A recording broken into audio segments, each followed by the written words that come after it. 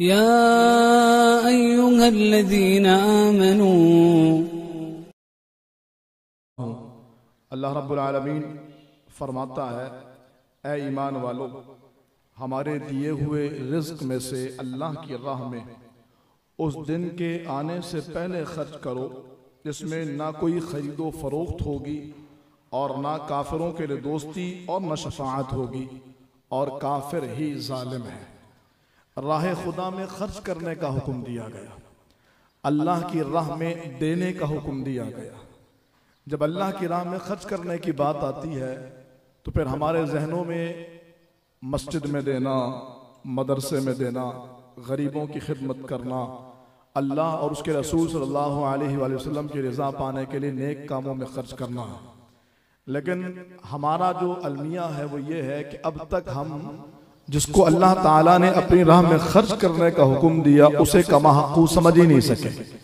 जहाँ पर खर्च करने की बात आती है तो हम ये समझते हैं कि वहाँ पर माल ही खर्च करना मुराद है, हालांकि हमारे अकाबरीन ने बाज़ाब्ता मिम्मा रज़क़नाकुम, वो जो रब ने तुम्हें दिया है उस दिए हुए को खर्च करना। तो जो रब ने दिया है वो क्या है, अल्लाह ने उसकी बाज़ाब्ता तारीफ बयान फरमाई।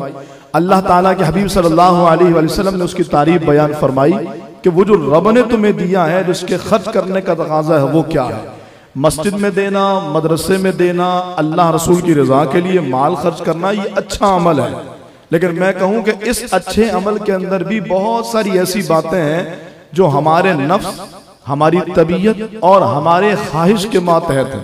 यानी अगर मैं माल खर्च करने की बात भी करूं तो हर बंदा माल वहां खर्च करना चाहता है जहां उसकी तबीयत चाहती है, जहां उसका नफ्स खुश होता है, जहां उसका दिल खुश होता है, और वो अपनी चाहत के मुताबिक माल खर्च करता है। मैं उसकी मिसाल आपके सामने अर्ज करूं कि अगर हम किसी को अल्लाह की राह में माल खर्च करने की यानी पैसे खर्च करने की तरगीब दिलाएं तो मस्जिद, मदरसे, गरीबों की खिदमत, इस मुश्किल दौर में किसी का कर्जा उतारना, घर का किराया दे देना, किसी के स्कूल की फीसेस दे देना, किसी के इलेक्ट्रिसिटी का बिल दे देना, ये यकीनन ये सारे अल्लाह की राह में खर्च करना है। लेकिन एक बड़ी तादाद आप देखेंगे वो होगी कि जो इस बात को अल्लाह की बारगाह में से मिलने वाले इस इनाम को बतौर फख्र के बयान करती है और लोगों के सामने बताती है, भाई अल्हम्दुलिल्लाह मैं तो हर साल रमजान जो है मदीने में गुजारता हूं, अल्लाह ने इतना दिया है, बस अल्लाह की तौफीक है, हर साल रमजान मदीने में गुजारता हूँ। मैं तो मेरा साल कोई गुजरता ही नहीं है जो मैं मदीने ना जाऊं।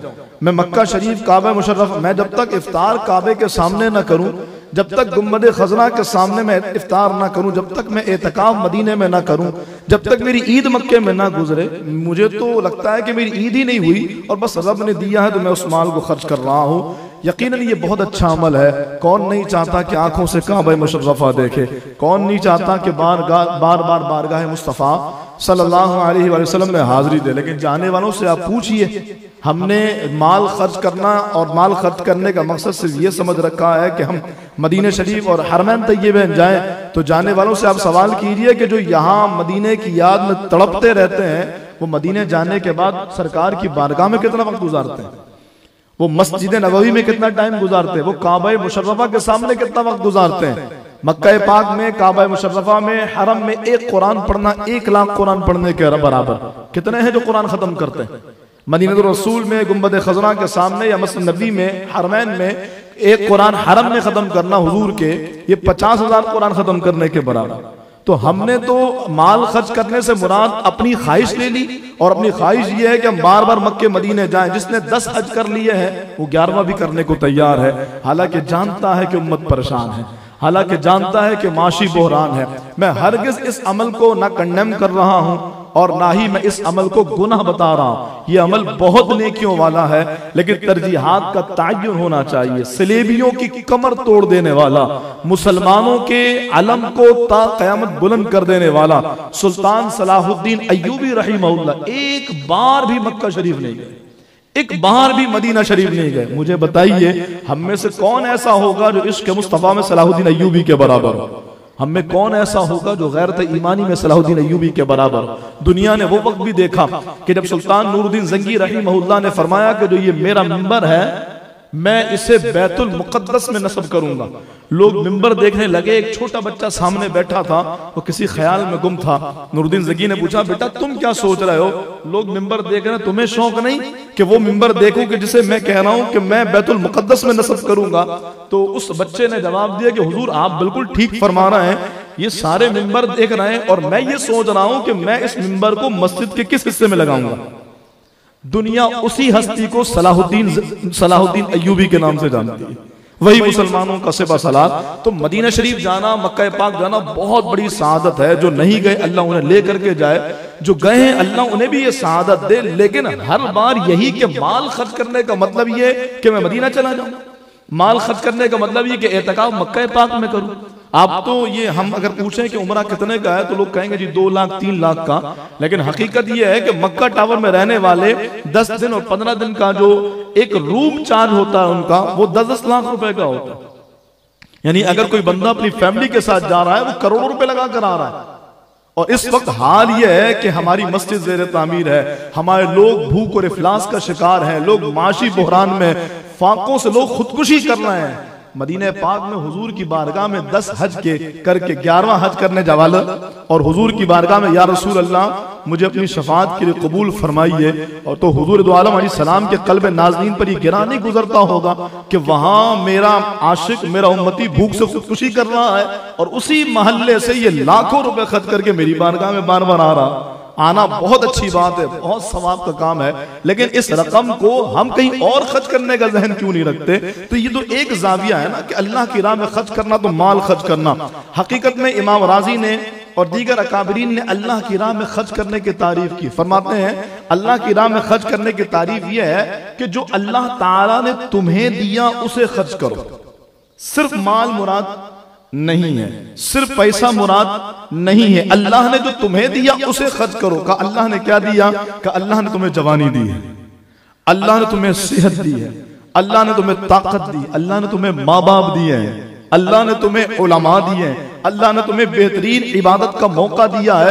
का जो रब ने तुम्हें दिया वो खर्च करो। तो गोया कि इन सारी बातों का हासिल किया। रब फरमाता हलु कुल्लु मुर्दिअतिन अम्मा अरदअत व तदअ कुल्लु ज़ातिन हमलिन हमलहा। अल्लाह रब्बुल आलमीन फरमाता है कि जिस दिन औरतों के हमल कयामत के खौफ से साक़ित हो जाएंगे, जिस दिन लोगों पर दहशते कयामत की वजह कर बुढ़ापा आ जाएगा, उस दिन से पहले खर्च करो। मालिक क्या खर्च करें? हज इतना महंगा हो गया, हम हज करने की इस्तिताअत नहीं रखते। फरमाया वो जो तुम्हारे घर में बूढ़े माँ बाप हैं, एक बार, सिर्फ एक बार मोहब्बत से उनकी तरफ देखो, अल्लाह एक मकबूल हज का सवाब अता फरमाता है। वो शख्स जो अपने घर वालों के साथ, बीवी बच्चों के साथ दस्तरखान पर बैठकर खाता है, अल्लाह पाक उनकी तरफ रहमत की नजर फरमाता है, अल्लाह ताला उन पर रहमत फरमाता है। वो शख्स के जो अपनी बीवी के साथ, सरकार अलैहिस्सलाम से सहाबा ने पूछा या रसूल अल्लाह, क्या अगर कोई शख्स हक़ ज़ौजियत अदा करे, वजीफा ज़ौजियत अदा करे, तो क्या उसे नेकी मिलती है? रसूलुल्लाह सल्लल्लाहु अलैहि वसल्लम ने फरमाया कि अगर वो यही अमल किसी गैर औरत के साथ करे तो गुनाह मिलेगा? अर्ज़ की हाँ या रसूलल्लाह बिल्कुल मिलेगा, क्योंकि ये तो हराम है। फरमाया जब हराम काम करने पर गुनाह है तो हलाल काम करने पर अल्लाह नेकी भी अता फरमाता है। तो वो अल्लाह ने बीवियां दी हैं, अल्लाह ने औलाद दी है, अल्लाह ने माँ बाप दिए हैं, और जो कुछ भी अल्लाह की तरफ से अता करदा नेमत है उस नेमत को कयामत आने से पहले पहले खर्च करो, ताकि अल्लाह की बारगाह में उस दहशत और हौलनाक दिन अल्लाह अपनी अमानत अता फरमाए। और कयामत कब आएगी इसके मुतालिक सुन लीजिए। जनाब मौला कायनात मौला मुश्किल कुशा अलीजुल मुर्तज़ा शेर खुदा कर्रमल्लाहु तआला वजहुल करीम फरमाते हैं, हर बंदे की कयामत का आगाज उसकी मौत के साथ हो जाएगा।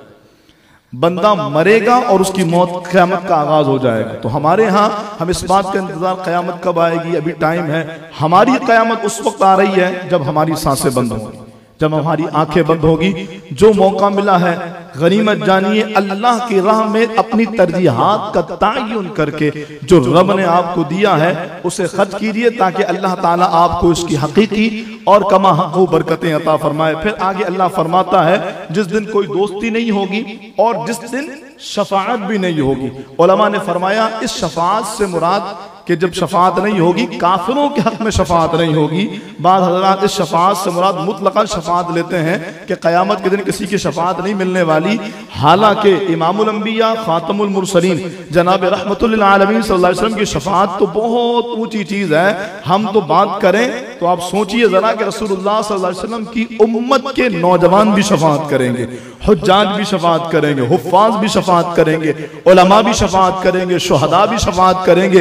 हत्ता के आलिम दीन से तो कहा जाएगा जिसको तू कहेगा उसको बख्श दिया जाएगा, जिससे तू हाथ रखेगा उसको अल्लाह के फजल से अल्लाह ताला जन्नत में दाखिल फरमा देगा। तो जब ये आलम सरकार के गुलामों का है तो फिर हुजूर की शफात का आलम क्या होगा। मेरा इमाम कहते हैं क्या ही ज़ौक़ अफ़ज़ा शफात है तुम्हारी, वाह वाह कर्ज लेती है गुनाह परहेज़गारी, वाह वाह। तो यकीनन हुजूर की शफात लेने के लिए रसूलुल्लाह सल्लल्लाहु ताला अलैहि वसल्लम की मोहब्बत और आपकी रज़ा वाले आमाल भी करने होंगे। रमज़ान शरीफ का महीना है, बाबरकत अय्याम है। वैसे तो पूरा साल अल्हम्दुलिल्लाह बुखारी मुस्लिम में तहज्जुद की नमाज होती है, लेकिन रमज़ान शरीफ की तहज्जुद का रंग और है। आप समझिएगा, रसूलुल्लाह सल्लल्लाहु अलैहि वसल्लम के गुलामों पर तहज्जुद की नमाज नफल है और प्यारे आका पर तहज्जुद फर्ज थी। तो हम पूरी जिंदगी तहज्जुद की नमाज पढ़े हमारी नफल होगी और हुजूर पर तहज्जुद की नमाज फर्ज थी। लेकिन अगर कोई उम्मती रमजान में तहज्जुद पढ़े तो हुजूर की हदीस पाक के मुताबिक नफल पढ़ने पर फर्ज का सवाब।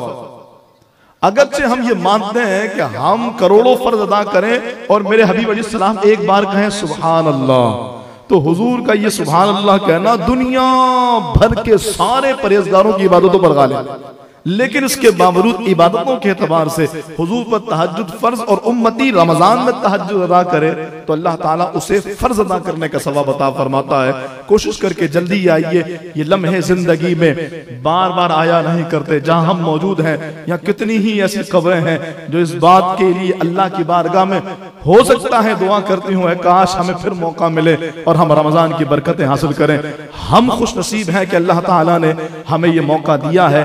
इस मौके से फायदा उठाएंगे तो इंशाअल्लाह इसकी बरकतें मिलेंगी। दो ऐलान समाप्त कर लीजिए। एक ऐलान तो यह है कि इंशाअल्लाह रहमान आज का जुमा यानी सुबह जो जुमा अदा किया जाएगा वो, और उसके बाद जो आने वाले मजीद 4 जुमे होंगे प्लस ईद की नमाज वो यही बुखारी मस्जिद में इसी मकाम पर होगी। तो इस इत्तला को आगे भी फॉरवर्ड कीजिए, लोगों तक पहुंचाइए ताकि वो जो लोग अखुन मस्जिद में जुमा अदा करने आते रहे। बुखारी मस्जिद का जुमा जो 1 बजे अखुन में होता था तो वो अब यहीं पर होगा और हम रमजान शरीफ के सारे जुमे यहीं अदा करेंगे। 12 बजे बयान शुरू हो जाएगा और इंशाअल्लाह 1 बजे नमाज जुमा की जमात होगी। वक्त की पाबंदी के साथ शिरकत कीजिए, कोशिश कीजिए पहले आए ताकि वो ऊंट वाला जो सवाब है ऊंट सदका करने का अल्लाह ताला वो भी अता फरमाए। फिर आज रात जो आने वाली है वो बड़ी बाबरकत रात है। एक ऐसी हस्ती, एक ऐसा किरदार और एक ऐसी शख्सियत जो कयामत तक उम्मत के लिए रहनुमा भी हैं और उम्मत की माओं बहनों बेटियों के लिए मुक्तदा भी हैं। यानी वो जिनकी चादर ततहीर को देखें तो 8 मार्च को आजादी इजहार राय के नाम पर फहाशी का बाजार गर्म करने वालों को अगर उनकी चादर ततहीर का एक हिस्सा, एक छींटा भी मिल जाए तो सारी बाहया बन जाए। मेरी मुराद माँ शहजादी कौनैन जनाब सैयदा फातिमा ज़हरा रदी अल्लाह ताला अन्हा की जात है। 3 रमजान मुबारक आप रदी अल्लाह ताला अन्हा का यौम विसाल है। इंशाअल्लाह इसी हवाले से आज नमाज तरावी के फौरन बाद मुख्तसर से महफिल भी होगी, शिरकत कीजिए। अपने घरों में इस सारे सवाब का एहतमाम कीजिए। शहजादी कौनैन कौन? जिनकी वालदा माँ सैयदा खदीजा कुबरा रदी अल्लाह ताला। शहजादी कौनैन कौन? जिनकी दादी माँ सैयदा आमिना रदी अल्लाह ताला अन्हा। माँ सैयदा आमिना रदी अल्लाह ताला दादी हैं और जनाब सैयदना अब्दुल्ला रदी अल्लाह ताला दादा हैं। ज़ौज आपके मौला मुर्तज़ा हैं, शहजादे आपके हसनैन करीमैन हैं, शहजादी आपकी ज़ैनब कुबरा है। हम कितनी हस्तियों का उर्स मनाते हैं। गौसे आज़म हैं, बाबा साहब हैं, दाता साहब हैं, अब्दुल्ला शाह गाजी और अल्लाह जाने कितने औलिया किराम हैं, ख्वाजा साहब हैं जिनका उर्स करते हैं। कसीर सादात औलिया हैं जिनका उर्स किया जाता है। मुझे बताइए ना सादात की दादी का नाम क्या है? मुझे बताइए ना सादात की नानी का नाम क्या? यकीनन वो माँ शहजादी कौनैन जनाब सैयदा बतूल ज़हरा रदी अल्लाह ताला अन्हा है। इंशाअल्लाह कुछ गुफ्तगू इनके मुताल्लिक कल करेंगे, लेकिन सिर्फ ज़ौक़ को बढ़ाने के लिए ये वो हस्ती हैं। फरमाए इनके नाम का मतलब है जुदा रहने वाली। तो कहा इनको ये नाम क्यों दिया गया? कहा जिसने इस फातिमा से मोहब्बत की अल्लाह ताला ने उसे जहन्नम से जुदा फरमा दिया। अल्लाह की रजा के लिए जो उनकी मोहब्बत का हक है वो मोहब्बत की जानी चाहिए। इसाले सवाब कीजिए, मोहब्बतों का खैरात पेश कीजिए। अल्लाह करीम जो सुना हम सबको अमल की तौफीक अता फरमाए। आमीन बिजाहिन नबी की अमीन।